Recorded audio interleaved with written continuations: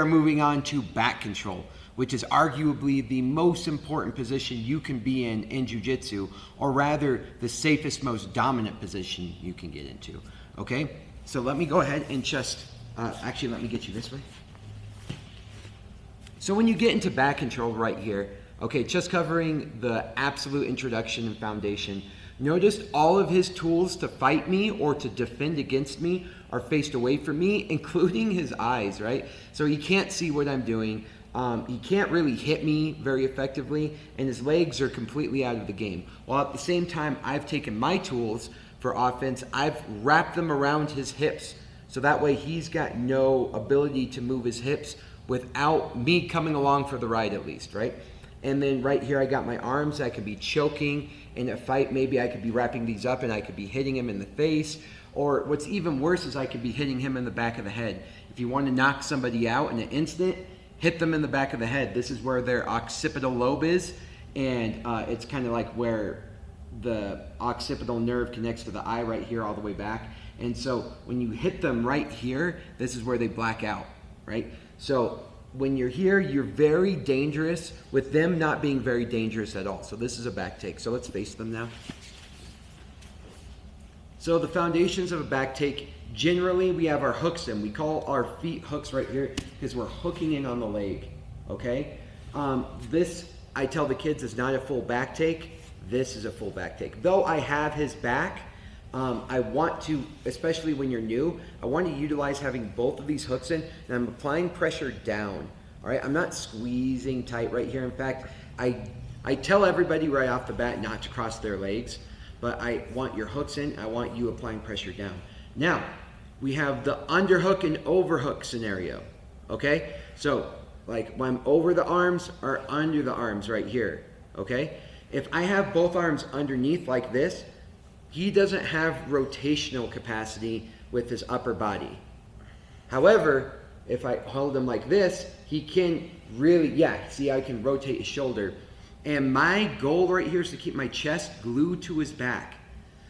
So if I want the utmost control, I'm gonna glue my chest to his back. I'm gonna keep my ear next to his ear so that way I can keep his spine out of alignment. Remember, that's a reoccurring motif, is keeping his spine out of alignment. So if I'm here and I'm pushing with my head against his head or my ear against his ear, it makes this much more uncomfortable. I got my chest glued to his back, I'm applying pressure down, this is very uncomfortable, okay? But notice I have no ability to attack his neck right here. So if my goal is to attack Zeke's neck right now, I can't get there. There's like some fancy ways we'll get to in the future to be able to figure this out. But for right now, what we're going for today, anything that's beginner and intermediate, for right now, let's say I have no attack arm, okay? And so this is where I'm at. Now, if I were to opt for double overs, now I have all the attack arms, right? But he's now got control. So I generally like to opt for a 50-50, okay? Where I have one arm over, I have one arm under. So I have control of rotation, and I still have a threat, okay? And the other thing that I tell the kids is I want to keep his head in the danger zone, okay? And what I mean by that is if his head moves towards the choking arm, he's in a threat. But at the same time, he can't run his head away because my head's right here. So his head's trapped in the danger zone, and this other arm right here is keeping his chest glued, or sorry, is keeping my chest glued to his back right here. So I'm threatening chokes, I'm threatening smothers, right? We'll get into that. Don't smother anyone just yet, but I can be very dangerous with this arm while at the same time using my head to push him towards the threat. So his head's kind of stuck in the danger zone right there.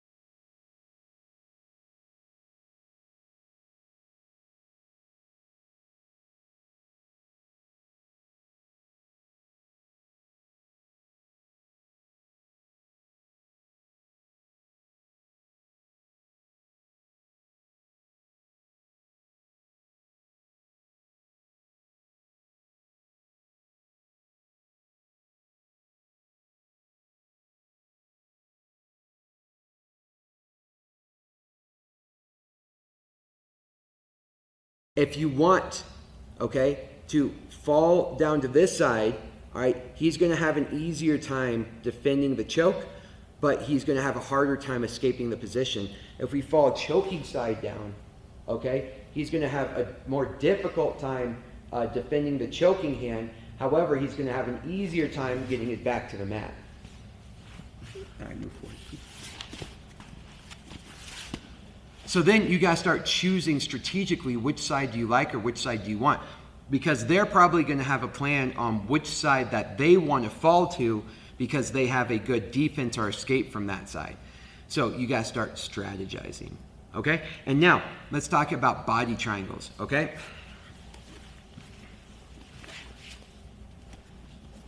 So, let's go ahead and talk about body triangles as well as other controls. So let's say I come down here and I'm going for certain things. Notice I'll keep my hooks in right here, but scooch this, like your feet down that way and your head forward. Good, like right here. Notice I keep my hooks in. This is mainly for controlling points. But once I have my points in terms of like competition, and let's say I'm not too worried about competition points, one of the ways I either like to put my foot up here on the hip just for more control, or right here, like kind of between the hips and the short ribs, just to like kind of push him down. You see it's more uncomfortable for him. And this is just kind of to demotivate him from moving, okay? I really like to dig my heel in there or start clawing with my toes. But remember, there's multiple different ways. We'll get into this as we can cross right here where we're negating this top leg, all right? But now let's talk about that body triangle. So body triangle is just getting a triangle with your legs, and I'm generally trying to wrap my shoelaces underneath the pit of his knee. If I can't do that, then I'm just sucking this tight in here, and I'm now applying pressure with my hips forward. You can't really see from right here, but I'm pushing my hips into Zeke's hips as I move my legs backwards this way. Boom. All right?